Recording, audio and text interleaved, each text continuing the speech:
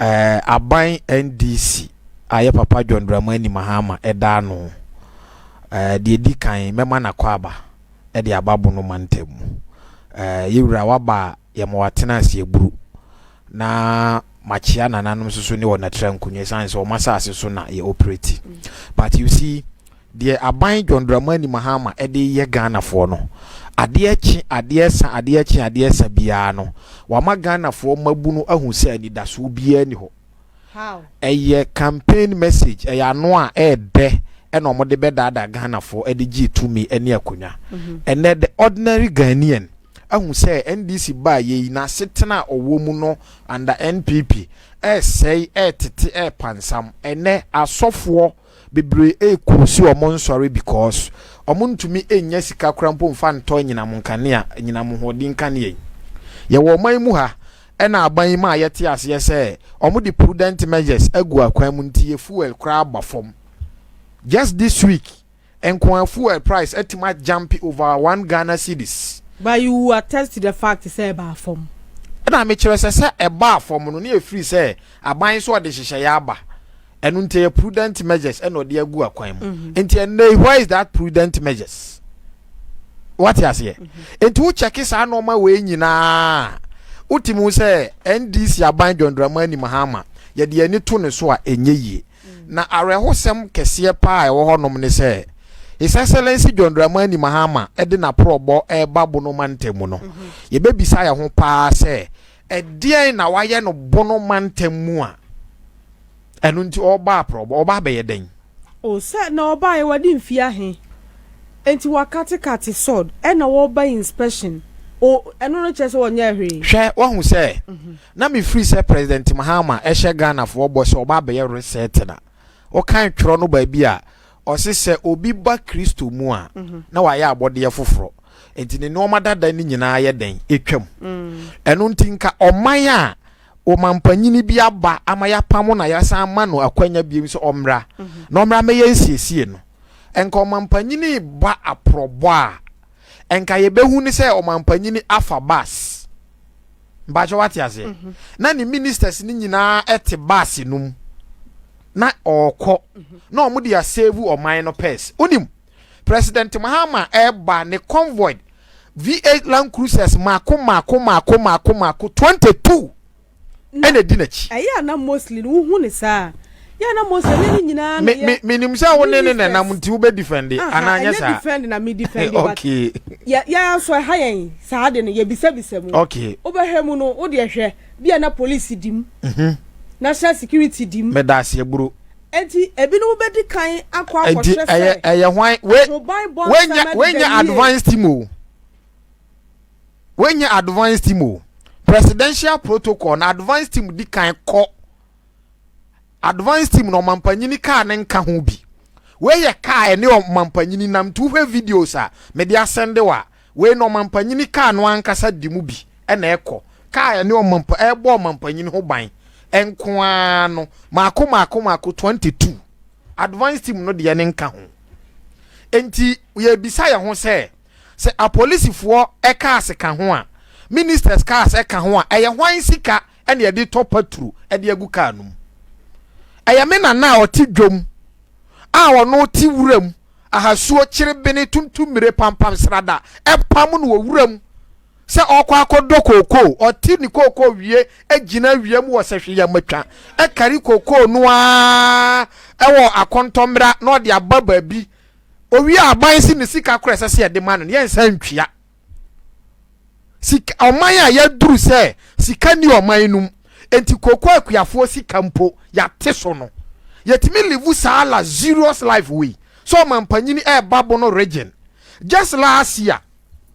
28th April 2025 ana President Mahama launchi adwumawura e wokumase enti die biem na obepe na obo no odbe den wa launchi program e wokumase last year 28th April 2025 ama amanfo register enti sika oba becha ma omo enti CEO ni ntiminye minister ni ntiminye o mampanin ka se sika change o me hu se Isbeth Conference Center e ho Sir President Mahama e ba be chesika disbursement of adwumawura money to the beneficiary into oba we so say CEO ne nko na e ba enkasa cars we ni akiri omampanyini mahama eba bono region with the aim say oba be chiche sika to adwuma wura ya bobo so de a kire wo say adwuma bebre na de ne baaye inspection of project ahodo project de hia accountability wa makwan ma ne ministers na account to the people project ni bi ye SOMPA gine kwan a me da se buru kwan no me pa che wadaroma ye di quota ya gusu ana enfangu so ba to ma contract the same thing me pa che wadaroma the same thing on 2nd to 4th April 2025,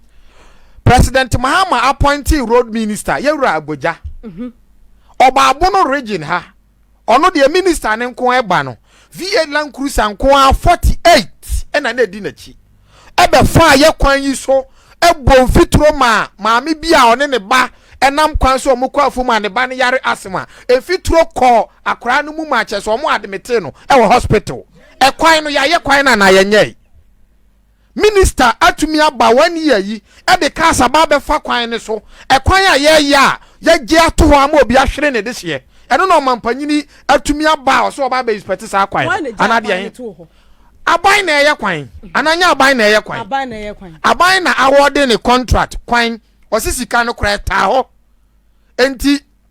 ye ntumi krampo nkase ye nya sika nya we na agya no ama obi bakra kwa akodi agro ama nsuo afa no ekwan a ye ya nsuo to a nsuo peti kakra bi a na nsuo na tene akwa akotwi afa nkrofo fie e wo sunyan krom ha eno no mampanyini atumi afaka a o inspect nanka me expect so mampanyini his excellency John Dramani Mahama one of his speech no akra na okoto ensuo mu wu ya no enko be observe a minute silence say under me pen yi so ma wo de kwan so omunye e kwan no sense yantumi afa prudent measures anto akwan munti obi ba akra totofi wa onimu nyansa atima kwa akoto ensuo awu President Mahama ntumi ma busuafo no yako oso de na probo bato e babo no de na wa ha waye enke ehu ye oba ye 1 year yi yamano ministers bebre enti eto bi yamano MPs bebre omra hye bedwam enti nke oba ye yenim se akwan ba ko mienu miensa waye a ye ba be pa ho ntoma but one kasa wa faka aboman ne ka aba be kate so do dia so ne ba afom ebe ba afom o minister so on that same road asan ba probo asesa cars adi nachi asan ba be fa kwan ne so enti o mampanyini o ba be peden o kwan ne so biem o my Ghana o my a ye ho kire ye to the extent say nurse for ye adwuma close to your friend saying 13 months bebre ye twa o muka o mampani beba no oba ela nko be commission those road projects na o my Ghana ba bia ye duru no ho baby o man na duru no any president Mahama botai a o de ba say resetting no enya sa no ma we bi. These are trivial issues. Issues ben a wo expect inspection of roads keke eno mampanyini de ba inspection ye keke minim sanka all by sa cashew factory a o kan ho asem yi na nka o de aso abofom na nka ye esi o ka so o share bono mindful say obekate obe cashew factory obesi cashew because fa bono hanom a ofa banda tan wanchi German ni mienu do ma miensa ho ni nyina no ene brekum omo do cashew I think that part of Sunyana West cry do cashew enti uba hanom a ade a ye do no kese pa wo bono ano ye cashew e na ode a show manifesto mu say ye to aba ma na be ye Ghana mampanyini a ade a wo be ye pa ade a hye bonofo animunyam ne say wo be ye cashew e de amaye ebiem o 2026 budget ya wo kan ye o se wo be si your friend say sports stadium e de amasunwane man ba che onye sa e so arbo man etinka wo ba ni ahu se wo de aso abofom se mo park no enu nie minsi bono regional minister Yewura Joseph Ade Akwaboa ye ne vetting no o se cashew e wo a lot of potentials na minim se cashew ye nipa na wanya potentials regional minister ye ne vetting no o se cashew e wo a lot of potentials enti kire se o de bo okra to cashew eso a obe cheste because ye nipa enti ono no wo suade atu kwan akwamo no ne na obe make sure say ono no oba be minister yi nyado abo enye din e wo krom ha unim o se ye na ye nim cashew ni wisu na cashew ni fruit no apple no ono no otumi de ye nkwan minister ne nkwan ye de o osi yetimi de cashew no atwi abomu edi nkna dokono ebia wuni bi danti no ento ase nyaado abo ye den a obe make sure say o fa o mako na wapoto na wiom na de je na atoso na wate sa cashew no na de aka ho na wa yellow no ai de ye di no ai de ye di no osi ye nim yusu nti ye te na ne ti ne nko a na ya to ne apple no ne fruit na nkasa ato atwene enti oba be ye minister ya dwuma foforo a ode breye no ekosi sen 1 year in office and amonto ben and original minister to afa ho enti sa to we no just it is characterized by a lot of needless activities. But look, nyankopon ishira domahene na osagefo osi ade yo agiman badu nyankopon ishira no oyo obi a mepenasem enye na kwan nyina na manije ho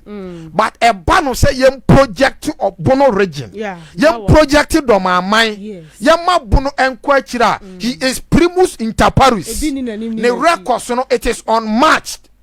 enu ti nyankopon hira domahene and look mahu say oye asset to our region hwe unim say president Anado Danko Akufo ani NPP aban ba ye ono ankasa ne lobbying skills otumi je akwan e de ko ni krom o hwe bono ha o yi banda free ho a ba bi o makwan ye pa inner city o makwan ye pa e ye Doma Central to the sense ye ya akwan na de ko si na himfie because o yo mampanyini wa anya obeka o se me bedi mafahye munye we ma na me fani mafahye se o tie Doma hini ni speech ene no ma o kan ye nyina obo echi John Dramani Mahama abasu wie ye no eno no atena ase no hu se but no kwasem pa de se President Mahama oba oni Doma hini niniye oni Doma man niniye o adentra o se President Akufo no NPP aban no ano mo ba aban mu no agenda 111 hospitals ba bia obitia ne ya de ne beto oba ye wagya no amana kawuram o fa won sankan akawuram to the sense ne nkusie ene nanka ene pro ene edi ehonom agro ewo ho ade a yatumi this essential commodity to say hospital emergency facility abono hanom ebini babia ofa bono hafo a NPP abanya daso da ya hu saa nyansan we dia ba NDC aban we ba ye no osenyo mo na de ba ye nti onko ho wagya no ho na dey na manwie because we know say agenda 111 his excellency Ikati so ka che Ghana for say 18 months ya afene bosumi nsia bra wakati so de nso so de toto ho a no obetumi awie ansa na wafiri aban mu de na ye akwansidie medase aburu won se wo kan Ghana ya mamra no a quickly me do be call article 35 clause 7 no or say article 35 clause 7 wanu ye ni o asem ya obisa yi article 35 clause 7 of the 1992 constitution of the Republic of Ghana or say as far as practicable a government shall continue and execute projects and programs commenced by the previous government. And whether or not to say, abai bi anwie o owie yo Ghana for pass verdict. Atam John Dramani Mahama any NDC abaya ba. And in the wisdom of the framers of the 1992 Constitution of the Republic of Ghana, omunim se bi ebre bi bedru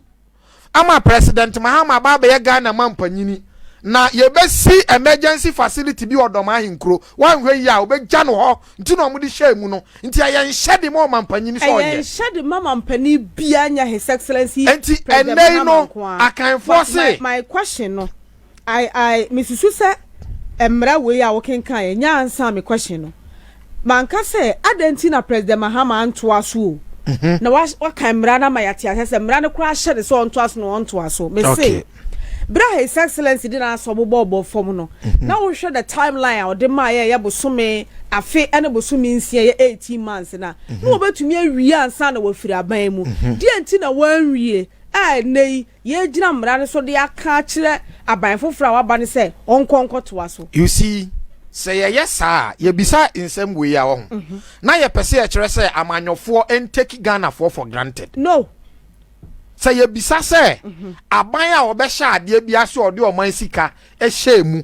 and the Ghana for apam na manakwa akotena fie no de ono ne de oman tax ebo ne ho bra no a wagi ato a onfa hwe nka ho no a ono no ne party ne philosophical underpinnings establishing the party no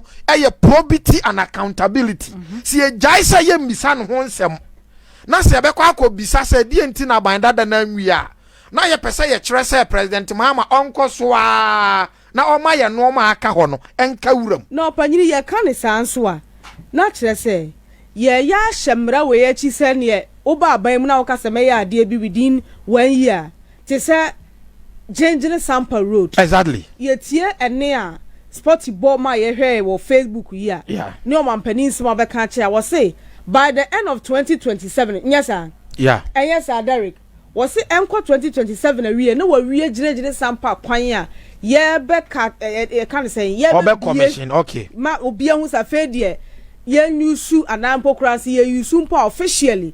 na aye known say ye wie so enti eno no mawura ni ba opanyi me ba won enti say edu 2027 no da so wa aban mu na wa wie kwan wei no wo gya ne ho no wo kɔ opposition the party ebi omukɔ opposition na Ghana for ye ka na obi kɔ famra wei de ba na je say akwa je say oh ye gya ne ho kra no am emra ne se de obeba bia na ye nhyama ne se won to aso nti ye be hye da gya ne ho na mra na hye de oba ne se wo meto aso sana na me you see far from that ebasa we want to respectfully compare apples with oranges. You see President Mahama say ekwan na ode aso obofom no osusu se esese afe owie. That is a Latin man who say ceteris paribus, all things being equal. Say within 1 year no when to me anya nwia ye de beche no but yeah say what 2028 no not so say what 2028 ye betu me dia che no wa bra tembia ye hu say contractor or site a oye adwuma ye onjan to ho. In this case ye hu say time NPP wa ban so no okosunwa no was fear predie ya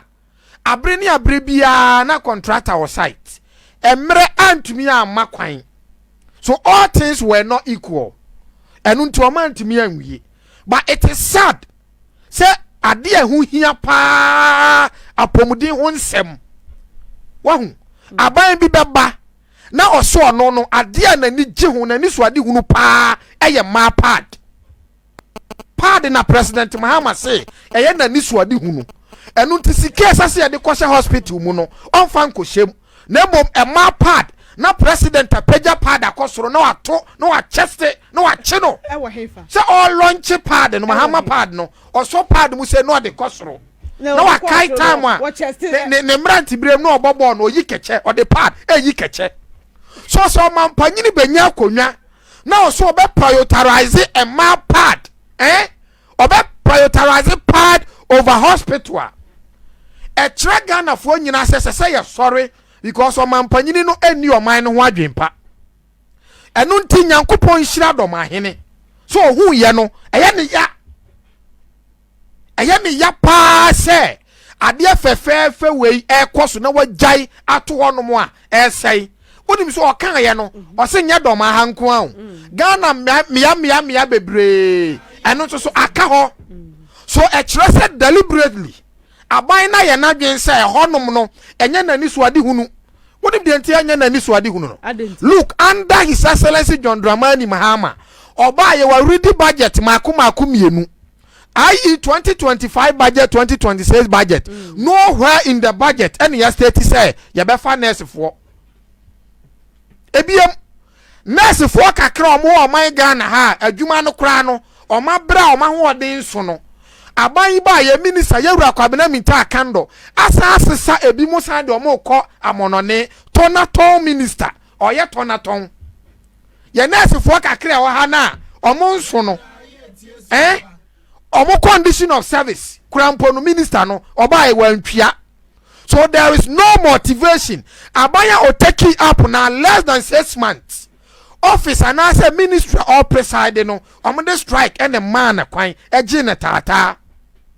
doctors threaten strike. Go to Tamale and see. So what you say clearly, aban way by ye no, onye navjin se ya pomuden hu hia no. Ebiem your education sector, I am the passer SOMPA, mode quiz your friend is SOMPA spelling masters aba. Say your motto frani ya wafasi no mo amu wofie no. Omo so kramponya den entimi hu said ye yesu spelling normal. Look, aban way deliberately I na dwen say a teacher for omfa omo nne emfo omo china. Omo maye adwuma so so maka twia dodo no ano ompeso obetwia. So we na ekoso and yenya oman a yesi ye nisika ni ye de afa pomdi adwuma yefo ye nisika won say ye kasai President Mahama convoy no enenam obi a wakọ hospital and BP was soro ye say onna na ne pressure no mra form no President Mahama so convoy and ode ni nam krom frede cause fear and panic. Because obi wa who saren na osuro. Wow, yeah, betwam sisi ebi kura na a referred case to the where your convoy